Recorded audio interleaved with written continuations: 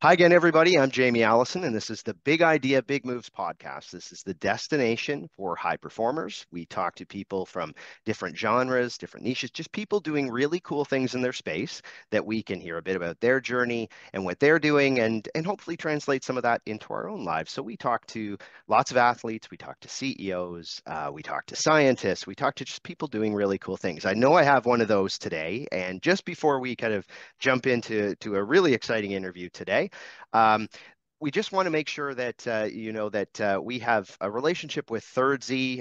If you've been listening to the podcast for a while, something definitely to check out. They create natural products that help athletes and high performers. So lots of people here are listening are just people that are trying to be kind of the best in their day. They have a PM recovery collagen that's melatonin free, sedative free. So it's a natural product from that standpoint. It just helps you get rest and helps your body recover, especially after a workout, things like that. So definitely check it out. If you've got some time, go on to our Instagram profile. You can click through there. There is a discount code. It's BIBM20, gets you some percentage off there. But take a look at it, see if it's right for you, and hopefully they can help you out.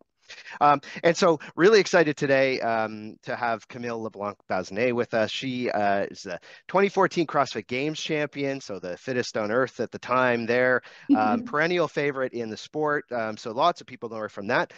She also has a fitness platform, Alpha Babe Fit, which we'll talk a little bit about. A lot of people may not know she's also a chemical engineer by training, which really goes into some of the stuff she's doing now, I'm sure. And also just obviously a trainer and most importantly, a busy mom. So we Yeah. talked just before we came on here, Camille, about that kind of factors into your day, even how early you start and all that fun stuff. So how's she doing? It's Zoe, I think. How's all of that going and being a mom and Yeah, fitting all this in?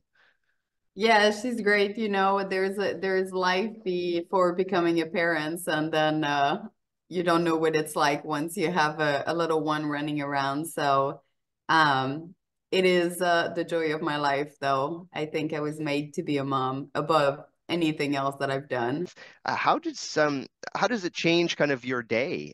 Like because obviously you're up earlier and things like that. How do you start to Mhm. juggle some of those things that you didn't have to juggle the same way before? Yeah, well, I mean, starting from the beginning, Zoe was born very early. So Mm. she was born prematurely at the NICU. And I mean, talk about a change of life that is pretty drastic. When she was born, it was during COVID, as you guys know, was completely crazy. I don't even know if I can say this word for your Go for podcast it. because It's they okay. like to cancel, just mentioning the word at this point. Um, so we were in Boulder, and because of this craziness, they wouldn't let me leave the hospital. So for 12 weeks, not only was I at the hospital with her, I lived at the hospital. So talking about like, a change of life, it really, for me was like, well, I don't even know how many days I might have a daughter for. Yeah. So it became, every second with her was so precious. And that really never stopped. But what changed so much for me is also this experience was such a survival experience that it really ruined my body. It completely ruined my health. All my hormones got suppressed and and I think this is very common with a lot of women after giving birth, your hormone change, your body change, but Mhm.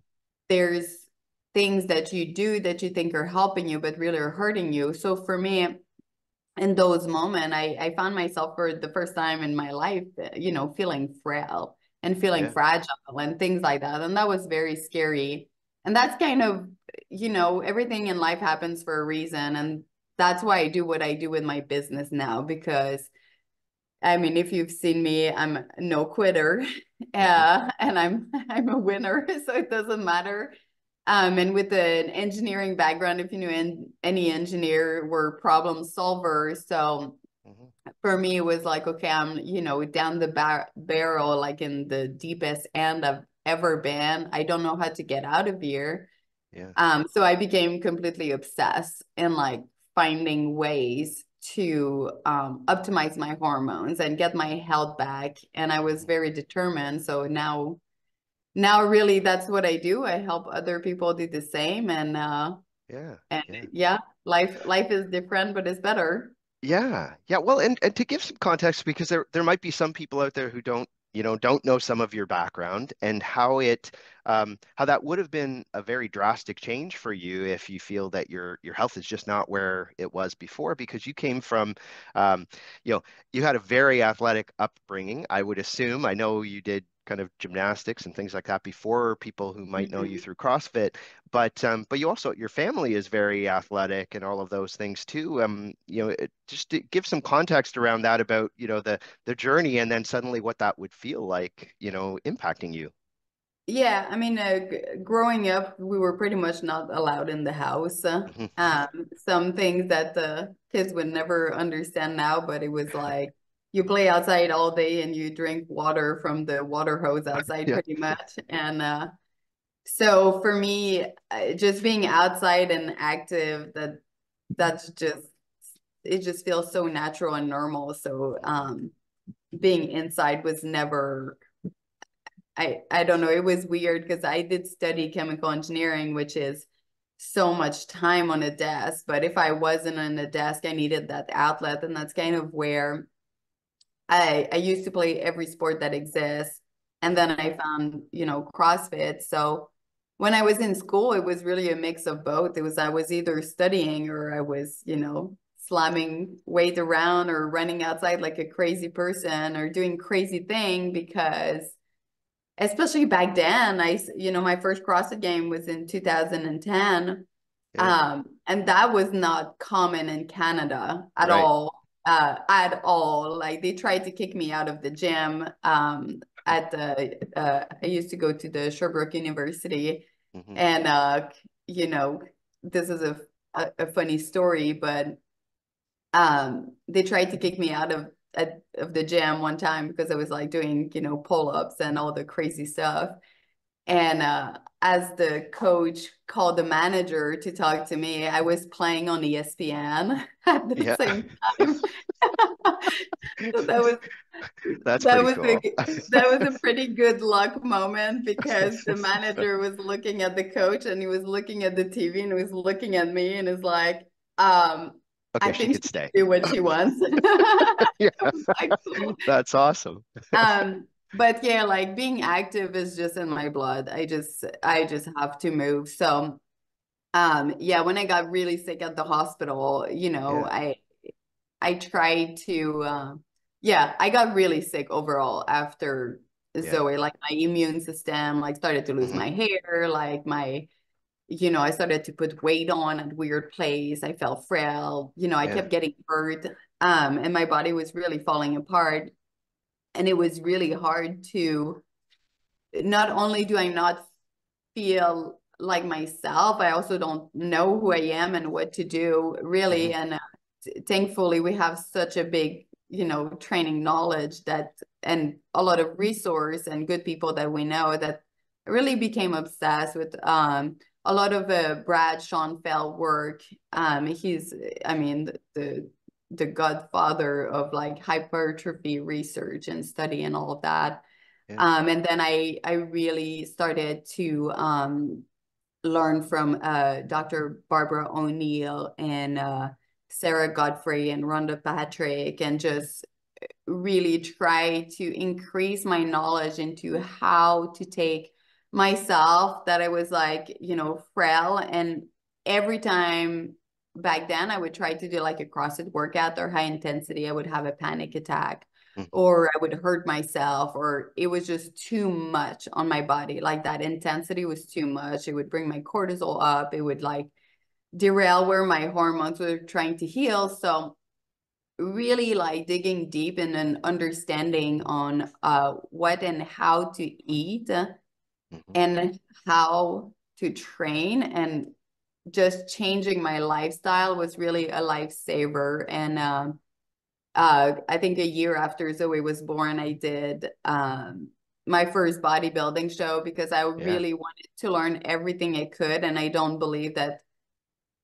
I don't really believe when people just sit and tell others what to do. Like it's one thing to Mm, do the research, but it's another thing to have the experience. So for me, I do a lot of trial by fire where it's like, yeah, okay, all the research point to this. I put the logic behind it together and it's like, okay, now let's put it, into action because our body are so complex. And after all, like we do understand quite a lot about it, but it seems like we also understand quite little a about small it. amount.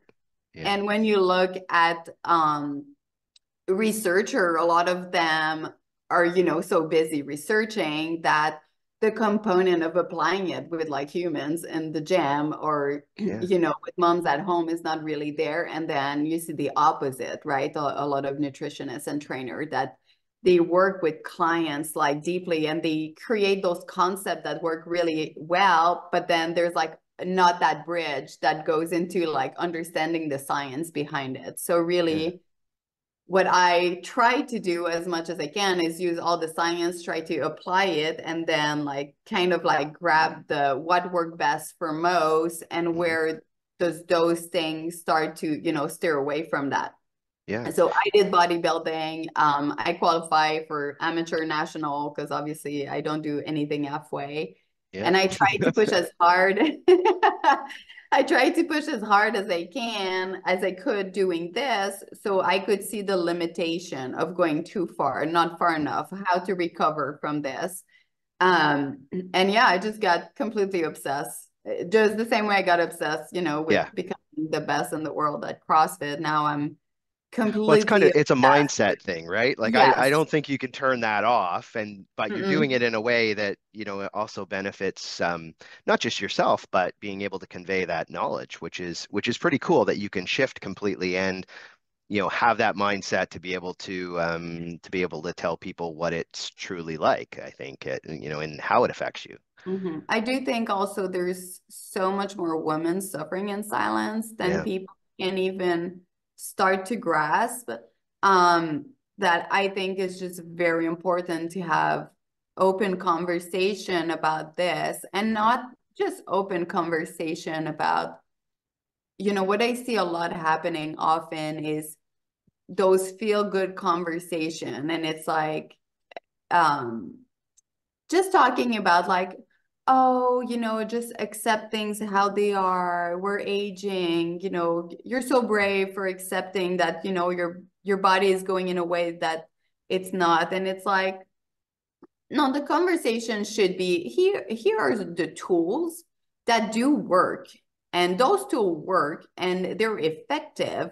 And if you want to have a map and a path in order to like build that edge against decrepitude or that edge against like aging, like there is a Hmm. lot of tools and ways to train and eat the right way that will support your hormones and give you that longevity that you want and you long for. Because like surviving instead of thriving is not fun. Yeah. And I do think that in one way, like a culture of acceptance is amazing because everyone should, love themselves for who they are. But on the flip side is there is a lot of tools and a lot of way to also work your butt off and get the body you dream of having. And guess what? Confidence when you earn something is way different than just accepting where you're at. Camille, that's I think important too, is that we hear from a lot of people that if you're dealing with those hormone changes and some of those things that you're talking about from a nutrition standpoint and a physical kind of fitness piece, how does that link in with the kind of mental side of things as well? I mean, how did you find Mhm. when you went from, I'm sure that was tough mentally as well to know that your body couldn't do or wasn't doing at the time what you wanted it to do or what you had before. How does that impact, people and translate to lots of people that, go through, pregnancy or other kind of hormonal Mhm. changes as they age? Yeah, I think the best way to describe it is behavior affect moods and moods affect behavior. And only one of them you can control. And when it comes to that side, to wait for your brain to be okay before moving is kind of like setting up yourself to never move forward. Like, right, action is really what it's all about, even though they're so hard. And you know, I'm coming from a place that after the NICU and Zoe, I had huge depression. So like getting up in the morning, it was a daily battle, and it kind of still is almost every day. It's just reminding myself that, hey, when I do something, I feel good. So it's so important to me that I'm like always doing things. And also, I see it more now in a way that is like, when I take those action, I feel great.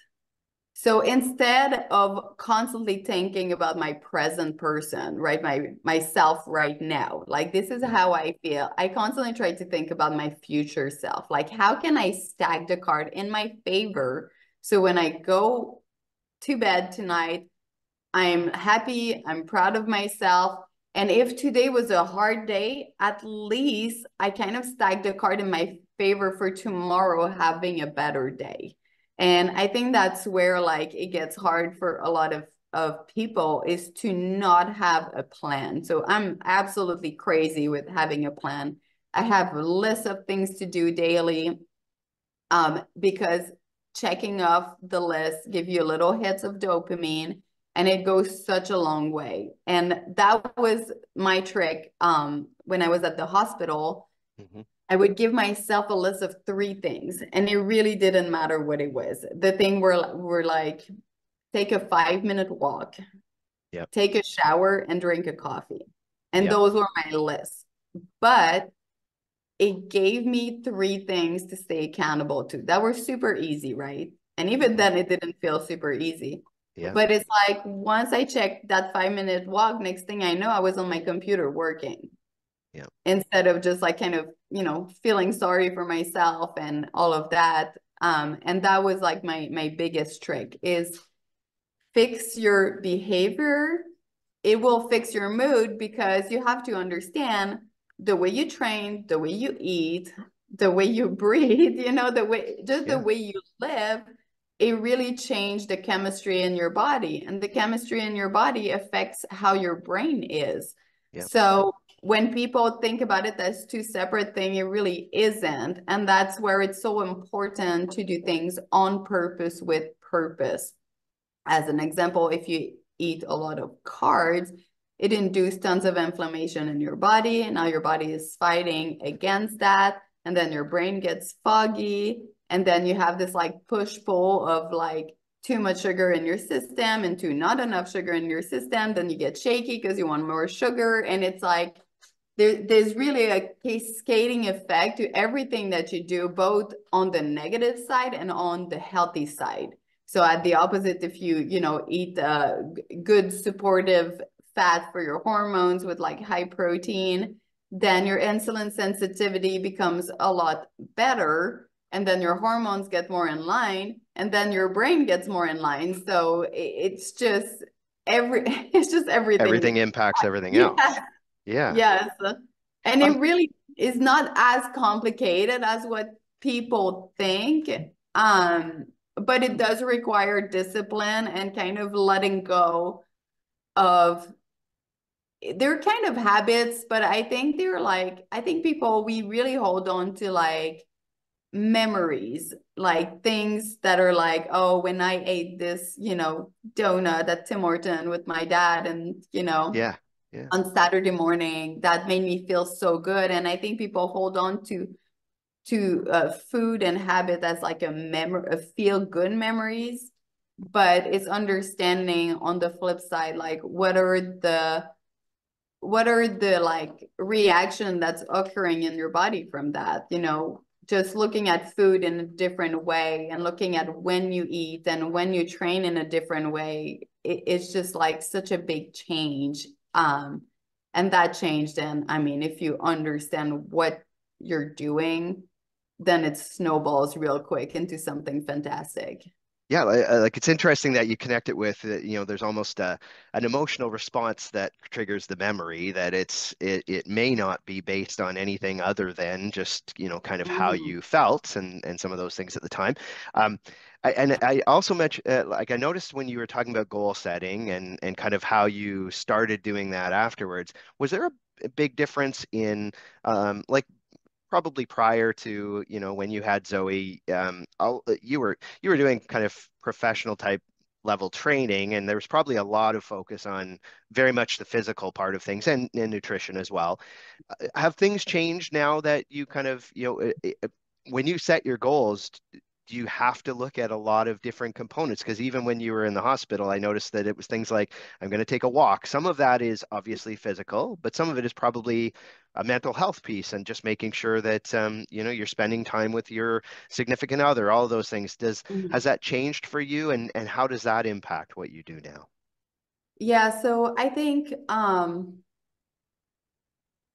this stuff change depending where you're at in your life, right? Mhm. And it's like every habit that you build, when and this is where I think people fail so much when it comes to changing their lifestyle, either nutrition or training, is they Mhm. commit to way too much to start. Yeah. Like they commit to the mountain. They're like today, I haven't done anything in the past, I don't know, like 3, 4, 5 months during like the holidays, like drinking every day, eating whatever. And then like January 1st, I'm going to train twice a day and I'm going to, completely clean up my food. And it's like, compliance is the science. So we need to always start with something that is going to be achievable, and the goal is obviously at the end to have this lifestyle that is in line with who you want to be, like not who you're trying to portray yourself at, but like that, like kind of best version of yourself is like, well, this is the best version of me, how can I work towards this every day? And the way I like to do it for myself, because it's ebb and flows, right? I'm Hmm. never like up here like being the best version of myself, because life happens and it's hard. As you know, Yeah. life is hard for everyone. We all go through like horrific challenge, okay, depending on our capacity to handle the challenge. Um, but I think I always come back to having like this good foundation of actionable items. And then as some of the items really become like such a big part of a life habit, for example, for me, like I think like the training component is just so very engraved in my DNA, but like the nutrition component is something that I've, really had to work on. Yeah. It's like, okay, well, those are my three tasks. Well, once those become a life habit, they might become something else, because this is so ingrained in me now that I go walk every day. I take my coffee every day. I take a shower every day. Yeah. Now I'm going to add on to that, I don't know, 15 minutes of lifting 3 times a week or something like that. And like, it's just building upon that new capacity that I've created for myself as I'm changing my lifestyle. And I really think that this is how you become very successful. And you build that compliance. And then at the end of the day, you end up at a place where it's like, I don't know, I have so much stuff today to do, but I'm Yeah. gonna get it all done, and it's gonna be very productive and efficient. Yeah. And yeah, Yeah. it's building block, and you just have to be realistic with where you're at. I think people take the best version of themselves and they're like, this is where I'm at. And they're like, oh no, It's like, no. I don't know. Like, I don't know to break it to you, but no. No, because let's just look at your past 3 days. Take your past 3 days average and be better today. Yeah. And like that is realistic. Yeah. Like, you've slept for 3 days and, binge on TV. Honestly, if you just go for a 10-minute walk and eat like steak and sweet potato as a dinner tonight, you're really winning. Yeah, yeah, that's interesting. It's I like to take the average of those times because yeah, people do Mhm. automatically want to see the best in themselves when they think of where they are. But It's um, easy to make big goals when you feel good. yeah, Yeah. Yeah, But exactly. And but that's most before days, New Year's, everybody's all gung ho about here's what I'm going to do, but that's not well, all the time. yes, because it's hard. And that's another thing that I talk a lot about with my clients. It's hard to be unhealthy and it's hard to be healthy. There's no in between.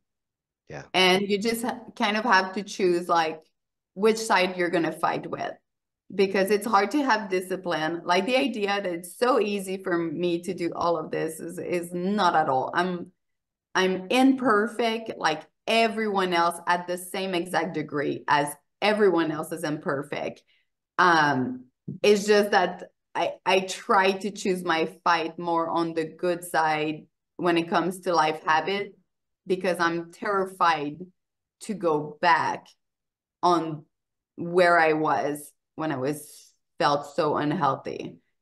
Yeah. Um, Yeah. and as people know, you know, eating bad and constantly feeling like ashamed and guilty and not happy in your body is not a fun place to be in. So I Yeah. always tell my client, let's choose our heart today. And Yeah. at the end of the day, the day's gonna go by. Yeah. So let's like Wow. stack the card in your favor. Yeah, yeah, absolutely. And there are so many people that can relate to that. I'm sure. So, one of the things that it does make me wonder a little bit about is because you mentioned how, like everybody else, you struggle through things as you go. Um, but you not only have kind of you're a busy mom, you obviously do a lot for your own physical health and then help others do that as well. One way of helping others do that is you've done entrepreneurial things at different times, and that might be a little bit different for some people. Is how have you what did you find anything hard with that kind of transition to maybe doing more of that? Is how did you gain that knowledge? I mean, it sounds like you probably just I don't know. I would think that you would decide to Work do my it and butt then you would off. just work your butt off and research it and everything else. So maybe that's the Yeah. quick answer. But what was that like for you to kind of do some of those things that other people look at and maybe you're hesitant about? Yeah, I mean that's a really good question. I think number one is um just find something that you have a huge passion for. Mm, Like for me, it was I found myself, you know, being the fittest woman on earth. And part of why I stopped was pushing my body that hard for so long was really starting to hurt me. And it hurted me to the point that I started to have like just problem.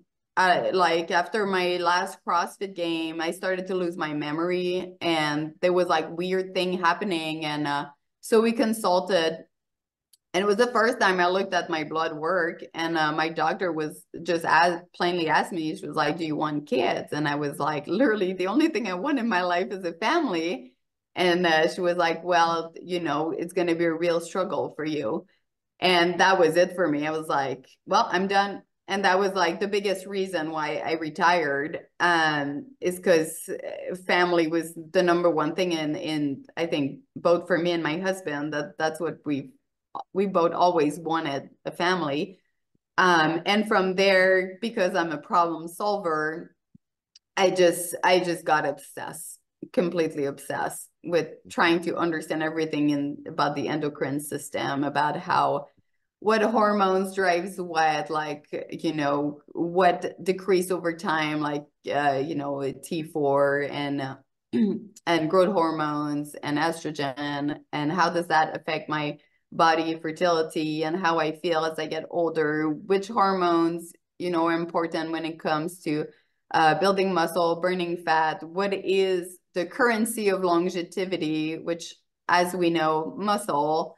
So how do I maximize all those things as my body, you know, is changing real quick through age, and how do I fix myself? So it was a weird transition in a way, mhm. because I was so engraved in CrossFit, and it was like a lot of things I was learning was telling me that I needed to do things differently. So you're like, okay, I've been doing this thing forever. I love it. It's so much fun, but it's no longer serving me when it comes to my health. And I need to change things up because I really wanted to get pregnant. And then I got pregnant and I got really sick. And then I definitely couldn't do that stuff anymore. Yeah. So then I really learned how to make lightweight feel heavy and really started to focus when when I program my training and my alphabet program and everything I do, what I focus on is the stimulus and the adaptation that comes from the training rather than moving a load from A to B or like just looking at the speed, Mm-hmm. because those things don't, if you, those things are just numbers. What I wanted to focus on was the stimulus. How do I bring my body to this specific effect where I will induce, for example, metabolic stress, where I will induce time under tension, volume, so we can start to break down the muscle, get that growth hormones flowing in the body, have this come and repair the muscle, and also make sure that I'm building a foundation of musculature that will support my longevity, that will support me if I want to be athletic in my life, that will support all those things to rebuild myself up. So then maybe I can enjoy some high intensity once in a while now, Yeah. and rather than all the time and just trying to survive my own self on that side. So that's really how it shifted for me, was really answering this question, or always there's just always a better way. And I think me and my husband, we don't think that our way is the only way. Like, we just want to learn as much as we can from, bodybuilding, CrossFitter, powerlifting, runner, MMA fighter, whomever. Like, we Yeah. want to know everything about like energy system and like your hormones, and are you catabolic, anabolic, what drives what? Are we in a weight loss mode? Are we trying to put muscle on? And really, we just want to take the best of all of those worlds and put it together so we can really have a map and a plan that every single piece of it is done on purpose with purpose. So that's kind of how everything has changed for me. And now Yeah. I'm talking about this, but I've been building my business and really being obsessed with all that stuff for 5 or 6 years now. Yeah. On top of everything I've learned during being a professional athlete. And really, I'm sure my program is going to keep evolving because I just constantly want to know more and more about it. So we build a program like this, which is always evolving. And Mm-hmm. then our nutrition side, we do a lot of like shred challenge, we call them, but we teach people through nutrition and nutrient timing Mm-hmm. and understanding, their body, how to flip that switch from a certain like system they're in to that like fat burning and muscle building metabolic switch. Yeah. So yeah. Wow. So, well, and so That's what I we're gonna, do. yeah. Well, and having that, not just your kind of experience, but also all of the research and all of the pieces that you're able to provide people. I'm sure that that roadmap helps so many other people now too. Mm-hmm. Um, Maybe just before, because we'll give everything so that people can kind of connect in and look and find out more about kind of what you're doing from that end. Um, One thing that is, there's probably tons of people out there, and I would think lots of women maybe in, after pregnancy, or maybe they're even just kind of aging, getting close to menopause, whatever those things are that Mm-hmm. are causing kind of hormonal change. Um, but there may also be just that idea of, oh, this sounds too complicated for me. Oh my gosh, this is a big thing to Mm-hmm. go from where I am today, which, you've had that experience of where Yeah. you were today. Is there a couple of things that, if they were just to kind of get themselves moving, get themselves in the right mindset, whatever those things are, would you recommend a couple of tips from that end? Yeah. I mean, there's some things that I think fundamentally are at the base of it. Yeah. One is lifting. Mm-hmm. That time under tension, under load And a misconception is that it doesn't have to be as heavy as possible. And this is really what we kind of specialize in. And that's why I love bodybuilding so much, because it's in a much safer, much more control environment. And what we do is we make lightweight feel heavy. So it's a really great way to start. And the more research are coming out on this, the more it's all about like that volume and tension is king. So when it comes to like starting back, weightlifting should be a priority for people, especially women. Also, when you weightlift, your body produces growth hormones, which is that fat burning, muscle building hormone, which you won't produce if you only do cardio. And the other thing is, when you have more muscle on your body, your basal metabolic rate increase. So this is how much calorie you burn in a day to maintain your current, body composition and mass. So if you want to eat more, lift more. So as you lose weight, if you put muscle on, then that basal metabolic rate is not necessarily going to go down, which is really great. That's like a big differential when you only do cardio, which also your body is going to adapt when you only do cardio. And it's going to want to shed all the weight because it wants to be light, right? So your body is always adapting to what you ask. So weightlifting is huge, and then making sure to eat a lot of protein. I would say like those two things. If you can weightlift and then like get a good amount of movement a day, I really like that 8 to 10,000 step a day, because it doesn't have to be crazy cardio, just like that extra free energy expenditure to help you get into a calorie deficit. So if you do that, right, weightlifting doesn't have to be heavy, but get a lot of rep on the load, even if it's light. Go to until your muscle burn, go to failure.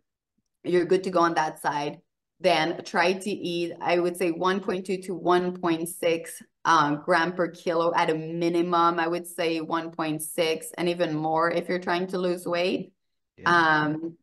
That's a good place to start. And it's fairly easy. I mean, I'm telling you to eat more and Yeah, do yeah, exactly, things. right. It's So it's not what people usually hear, so yes, that's important. yeah, especially for women as the age and after kids, the eat less and do more cardio. What I've seen from, I mean, thousands of clients I've had, Hmm. does more harm to them than good, Yeah, because it really spikes their cortisol and it brings a lot of inflammation in the body.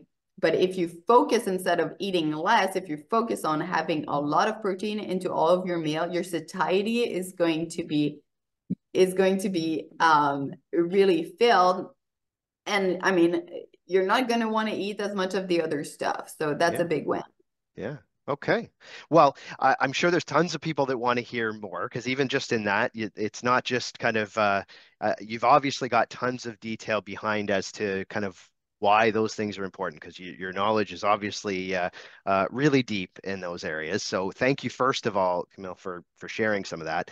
If people want to find out more about you and some of your programs and some of those things, what are some of the best ways to do that, Camille? Yeah, so all my programs are on alphababe dot fit. Yep. Everything that we do is on purpose with purpose. We have a program that is full gym. We have a program that's for people who want to go to the club gym with machine, and we teach you how to use all of that. We have a minimal equipment program and a body weight program. And then one thing that we do every month, they're called our shred challenge. And this is where we really give you the map and the key into transforming your body drastically in 30 days. Those are Yeah, I was just going to say, I think that's transformation probably it right on the here. back, right? And Yeah. this is all 30 days. That's what Wow. people need to understand. And everyone keep their body composition after the 30 days, which Yeah. is not very common, I think, when it comes Yeah. to nutrition. I Yeah. also do one-on-one with people who have more special need, I would say, or like they really want to like go all in into themselves. And that's where I'll go even deeper and really look at how their metabolism specifically is working and what challenge are more specific to them.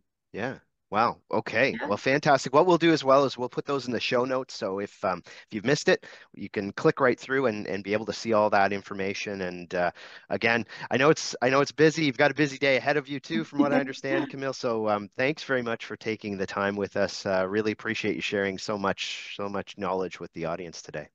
Absolutely. That's what I'm in the world for. That's great. Okay. Well, and to everybody else, if you haven't hit subscribe on the podcast, do that right now. We have great people every week, just like Camille. And again, thanks, and we'll talk again soon on Big Idea, Big Moves.